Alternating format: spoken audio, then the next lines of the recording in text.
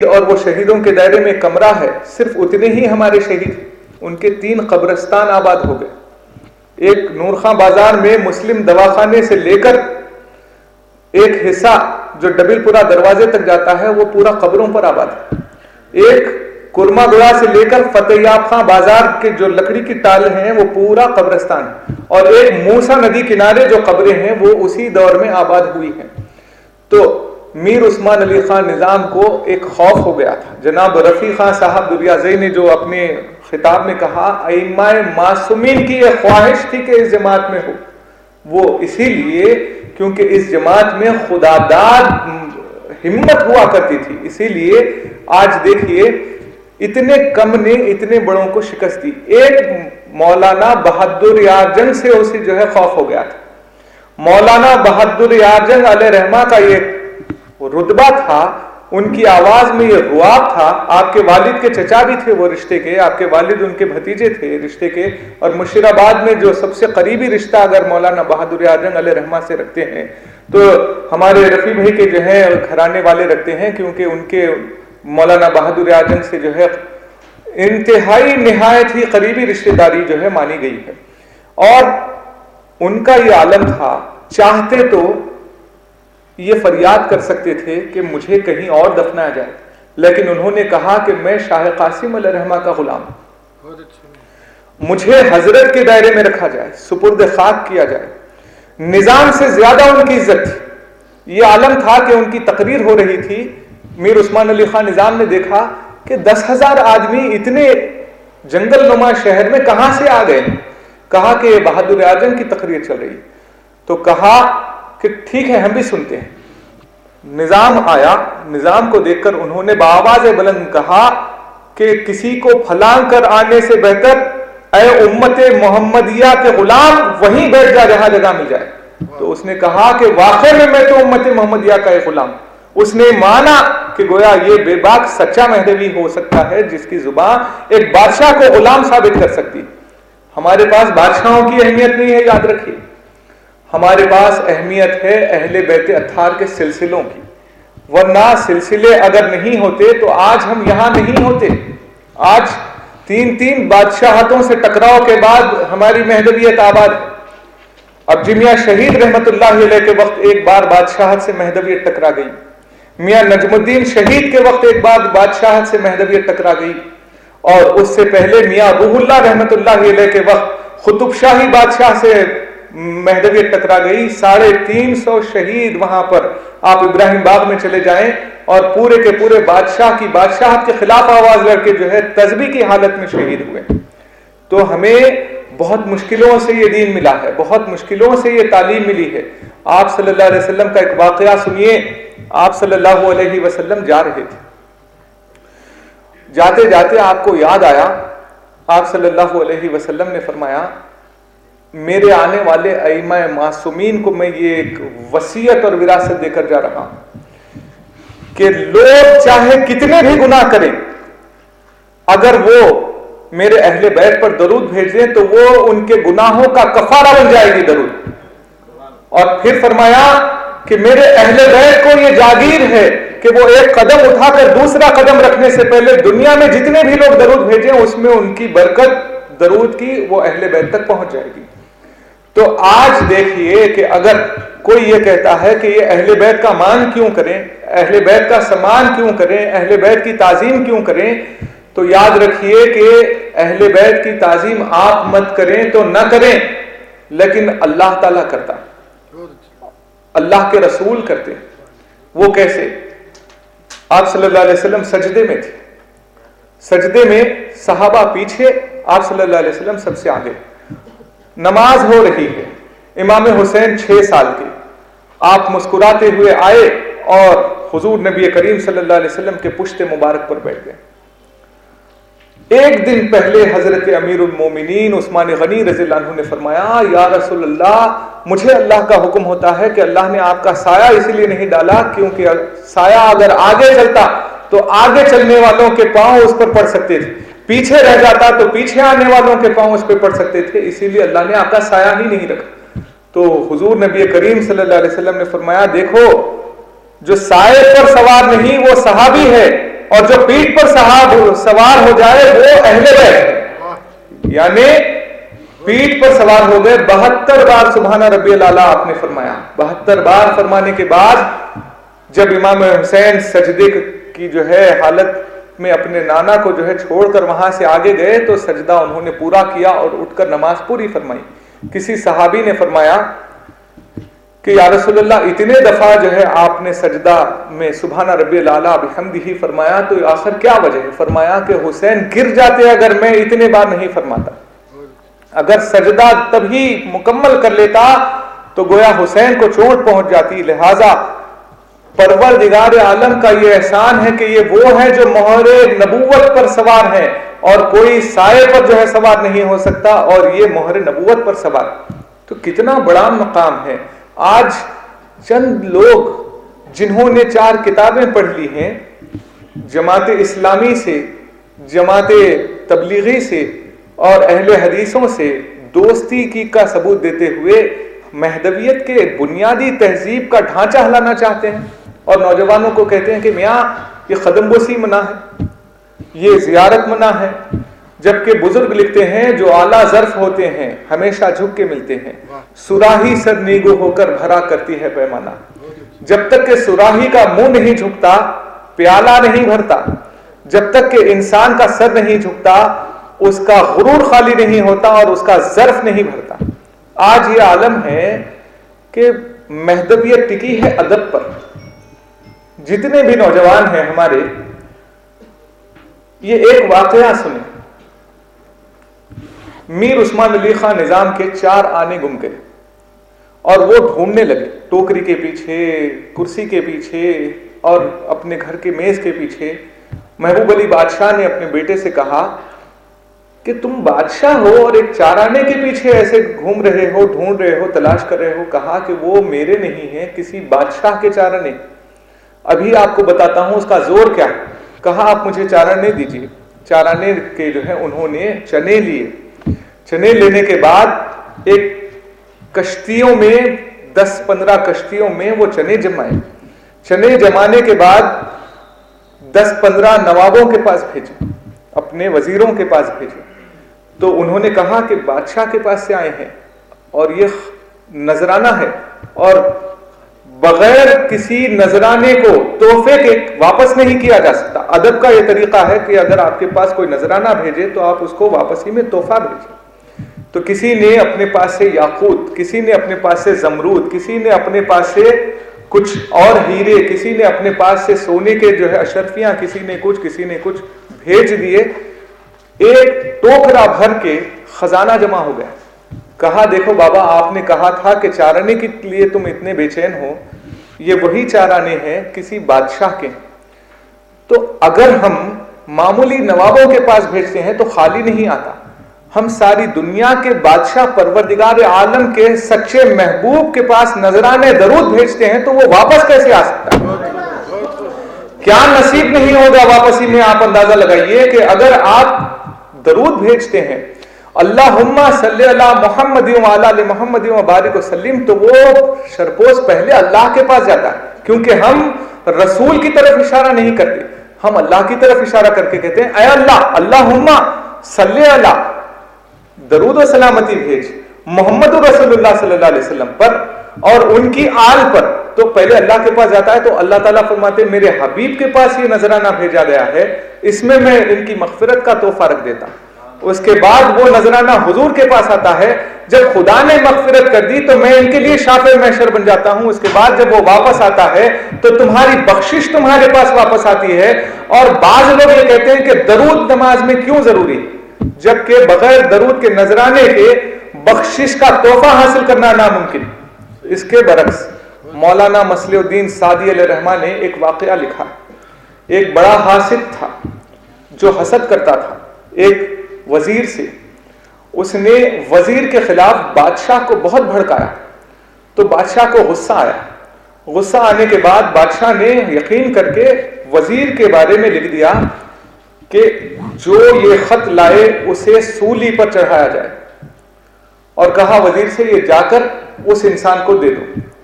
جلاد عام کپڑوں میں ٹھہرا ہوا تھا، تو وہ انسان جو درمیان میں بادشاہ کو بھڑکایا ہوا تھا، اس نے جا کر کہا علی جناب آپ کہاں جا رہے ہو؟ کہا بادشاہ نے مجھے یہ تحفہ دیا ہے، میں اس انسان کے پاس جا رہا ہوں۔ اس نے کہا بادشاہ کو میں نے جو کہا تھا اس پر وہ تحفہ ملا ہے، وہ مجھے ملنا چاہیے۔ لہٰذا اس نے ان کے ہاتھ میں سے لیا اور اس کے بعد اس انسان کو دیا۔ کہا بادشاہ نے آپ کو دینے کے لیے کہا یہ تمہارے لیے ہے؟ کہا ہاں میرے لیے ہے، لگاؤ اسے سولی پر چڑھا دو۔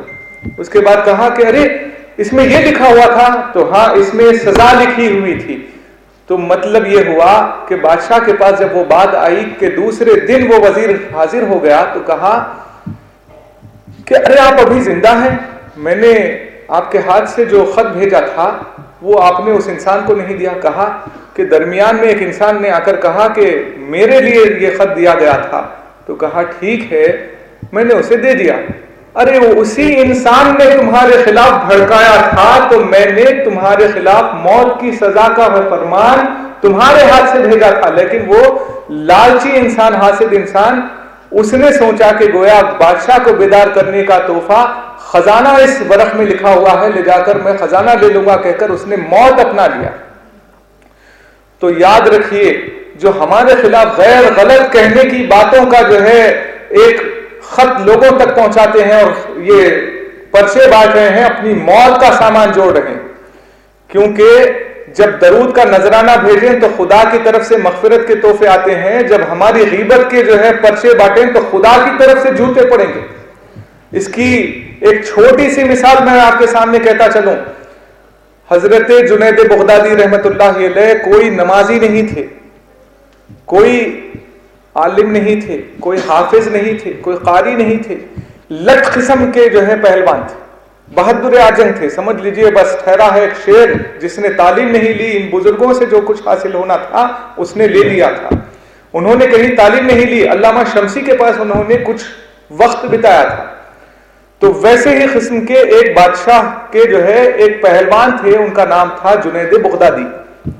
جنید بغدادی 4 پہلوانوں کو مار کے، ایک ایران سے آیا تھا، ایک عربستان سے آیا تھا، ایک روم سے آیا تھا اور ایک ہند سے آیا تھا، چاروں کو مارنے کے بعد بادشاہ کے پاس انعام لینے گئے تو ایک بوڑھے نے آ کر کہا کہ ان چاروں کو مار دیا ہے، 5واں میں ہوں، مجھے مار دو اور انعام لے لو۔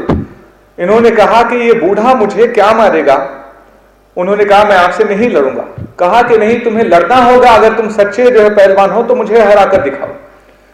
کہا یہ تو بالکل ایسی بات ہے کہ ایک ہاتھی سے ایک بتی کا مقابلہ، ایک بوڑھا انسان ہے جس کے چہرے پر گوشت نہیں، اس کے پاس طاقت تو بہت دور کی بات ہے۔ بادشاہ نے کہا کہ ٹھیک ہے 2 لمحے میں جیت کر کے آ جاؤ اور انعام لے لو۔ اس نے کہا میں آپ سے 2 لفظ بات کرنا چاہتا ہوں، 2 لفظ مجھ سے بات کیجئے۔ بلا کر کہا کان میں آج میری بیٹی کی شادی ہے، میں امام زین العابدین کے بیٹے، حضرت امام باقر کے بیٹے، امام جعفر صادق کے بیٹے، امام علی رضا کے بیٹے، امام نقی کے بیٹے، امام تقی کے بیٹے، امام حسن عسکری کے بیٹے، فلاں کے بیٹے سے جو ہے میرا سلسلہ ہے۔ میری بیٹی کی شادی اگر انعام کی رقم مل جائے تو دھوم دھام سے ہوگی، ورنہ بارات واپس چلی جائے گی۔ اب میری عزت آپ کے ہاتھ میں ہے، آپ جو فیصلہ کریں، اگر ہار جائیں تو میری بیٹی کی شادی خوشحالی سے ہوگی اس انعام کی رقم میں، اگر آپ جیت جائیں تو آج میری بیٹی کی بارات سونی ہو جائے گی۔ اب انہوں نے کہا کہ میں نے آج تک کوئی نیک عمل نہیں کیا اور بہت سے پہلوانوں کو میں نے مار دیا، نام تو بہت کما لیا، آج مقام کمانے کی باری ہے تو میں اسے ہار جاؤں کہہ کر وہ ہار گئے۔ ہارنے کے بعد پورے زمانے میں اتنی بدنامی ہو گئی کہ اتنے بڑے پہلوانوں سے جیتنے والا ایک بوڑھے سے ہار گیا۔ انہیں بہت افسوس ہوا کہ میں نے اتنا نام اتنے برسوں میں کمایا تھا، پورا مٹی میں مل گیا ایک بوڑھے سے ہار کے، لہٰذا وہ روتے روتے سو گئے۔ تو حضور نبی کریم صلی اللہ علیہ وسلم ہنستے ہوئے اس کے خواب میں آئے اور کہا جنید تم نے نمازیں نہیں پڑھی، تم نے روزے نہیں رکھے، لیکن تم نے آج جو کام کیا کئی نمازوں سے زیادہ، کئی روزوں سے بڑا کام کر دیا کہ میری آل کی لاج تم نے رکھ دی، اس کی بارات خوش ہو گئی۔ تو فرشتوں کی بارات نے خدا سے فریاد کی کہ یہ میرے رسول کے گھرانے کی لاج رکھنے والا ہے، اس کی لاج رکھ لے۔ تو اللہ نے خوشخبری سنائی کہ ہم نے جنید بغدادی کو ولیوں کا سلطان بنا دیا۔ ایک سید کی صاحبزادی کی شادی کی خوشی میں انعام دلانے والوں کا یہ مقام ہے، تو گویا ولایت مل جاتی ہے، تو ان کے ساتھ بدتمیزی کرنے والوں کی کتنی بڑی لگائیے۔ یہ وہ گھرانے ہیں کہ جنہوں نے بہادر یارجن ہو یا نصیب خاں صاحب ہو یا پھر جو ہے آپ عیسی میاں یارجن ہو، انہوں نے کبھی سادات بچے کی بھی بے حرمتی نہیں کی۔ ایک بچہ تھا 8 سال کا، ان کے والد کا انتقال ہو گیا۔ شاہ نصرت رحمت اللہ علیہ کے پائن کے سرانے ان کی مزار ہے، لال گڑھی میں جاؤ تو دیکھو ایک مقبرہ بنا ہوا ہے، نام ہے عیسی میاں صاحب کے کو بلا جاتا، دادا کا تھا، اسی لیے کیونکہ بھئی یہ سیدوں کا بچہ ہے اور ان کو بے حرمتی سے نہیں پکارا جائے کہہ کر دادا بڑے حضرت کہا جاتا تھا۔ ان کے والد کا انتقال ہو گیا۔ والد کا انتقال ہو گیا تو چنچل گڑے سے میت کاچی گڑے کے دائرے میں لا رہے تھے۔ موسیٰ ندی جو ہے اتنی اونچائی سے بہ رہی تھی کہ راستہ رک گیا تھا، تو سب لوگوں نے کہا کہ حضرت یہیں شہیدوں کے دائرے میں دفنا دیجئے کیونکہ ندی پار کرے جیسا نہیں نظر آ رہا ہے۔ تو انہوں نے کہا ایسے کیسے، بابا کی وصیت ہے کہ یہیں دفنانا ہوگا۔ موسیٰ ندی کے کنارے ٹھہر کر انہوں نے آواز دی، اے ندی رک جا۔ حضرت علی ابن ابی طالب اسد اللہ غالب مظاہر عجائب و غرائب مکاشف مشارق و مغارب ابو الحسن آقا ابو تراب مولا مشکل کشا کے صاحبزادے، حضرت امام حسین کے صاحبزادے، حضرت امام زین العابدین کے صاحبزادے، حضرت امام باقر کے صاحبزادے، حضرت امام جعفر کے صاحبزادے، امام موسیٰ کے صاحبزادے، امام حضرت اسماعیل کے صاحبزادے، امام نعمت اللہ کے صاحبزادے، امام سید جلال کے صاحبزادے، حضرت امام نجم الدین کے صاحبزادے، حضرت امام خضر کے صاحبزادے، حضرت امام عثمان کے صاحبزادے، حضرت امام عبداللہ کے صاحبزادے، حضرت امام مہدی کے صاحبزادے، ثانی مہدی کے صاحبزادے، حضرت امام شاہ یعقوب حسن ولایت کے صاحبزادے، حضرت شاہ نصرت رحمت اللہ علیہ کے سلسلے کے پوترے کی میت ہے۔ اے ندی راستہ دے، کہتے ہی راستہ انہوں نے میت کے ساتھ پار کیا اور اس کے بعد تدفین کی۔ 8 سال کے بچے کی دعا ندی نے جو ہے انکار نہیں کیا، تو آپ ہم کون سے قطرے ہیں کہ جو ان کے راستے میں آنا چاہیں؟ ندی نے راستہ دے دیا، آج کے ہم قطرے ہیں، اور ہماری کیا جرت ہوگی اس گھرانے کو، اس گھرانے کے بچوں کو یا اس گھرانے کے خاندان والوں کو گویا برا بھلا کہیں۔ اگر سمجھ لیجئے عمل برا ہے، عمل برا ہے، میں مانتا ہوں زمانہ بھی برا ہے، جیسی روح ویسے فرشتے، جیسا زمانہ رہے گا اس کا اثر پڑے گا ضرور، لیکن اس کا مطلب یہ نہیں کہ آپ اپنے بزرگوں کا طریقہ بھول جائیں۔ اگر قرآن مجید کا ایک ورق پھٹ کر گرے تو آپ کیا کرو گے؟ سب سے پہلے آپ کہو گے کہ حضیرے میں سلا دو، پھر خیال آئے گا کہ حضیرے کی بولی میں پانی اچھا ہے یا نہیں اگر تو پھر شہیدوں کے دائرے کی بولی میں سلا دو، وہاں پانی نہیں ہے، لوگ وہاں نہیں پہنچیں گے۔ پھر اگر وہاں بھی بولی بھر جائے تو آپ کہو گے گلجگور کے تالاب میں سلا دو، کہیں کوئی کھنل نہ دے۔ قرآن کے ایک ورق کو اگر پھٹ کر گر جائے تو آپ کو تعظیم کرنا لازم ہو جاتا ہے۔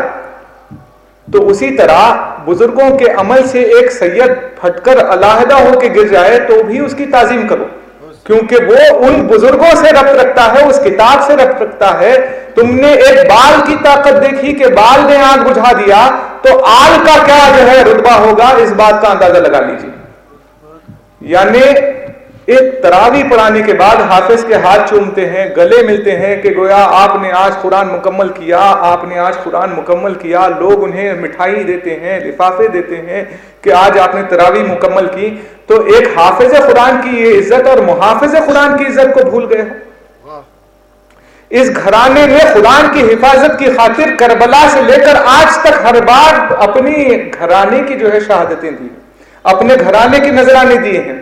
لہذا با ادب با نصیب، بے ادب بے نصیب۔ اب ہم سب کا جو ہے اپنا ذاتی عمل ہے، اگر ہم بہترین درود کے نذرانے دیتے ہیں تو یقیناً مغفرت کے تحفے خدا سے ملتے ہیں، اور ان سادات عظام کی بے حرمتی کرتے ہیں، مرشدین کی بے حرمتی کرتے ہیں، تو گویا ہمارے لیے بہت برا ہوگا۔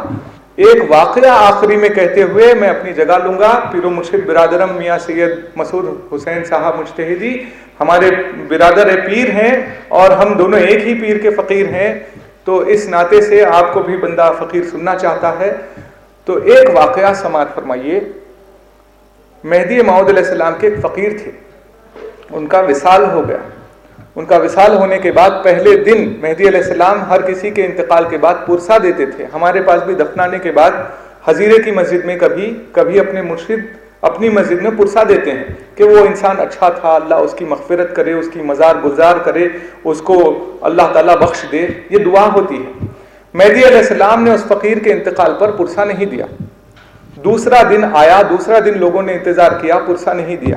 تیسرا دن آیا، تیسرے دن بھی پرسہ نہیں دیا۔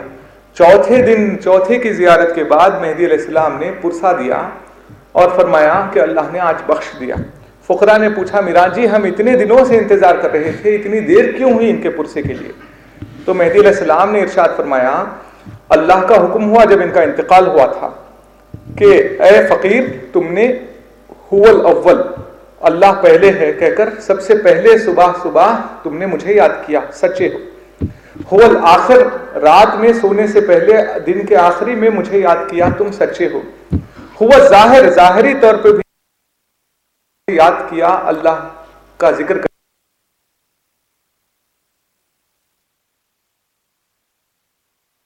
دل میں بھی خدا ہے، سے مدد کا خیال اور مدد کی امید رکھتے تھے، لہذا تم نے دل میں مجھے بسا کے رشتہ داروں سے امید کیوں رکھتا تھا؟ اسی لیے ہم تم سے ناراض ہیں۔ پہلے دن اللہ ناراض، تیسرے دن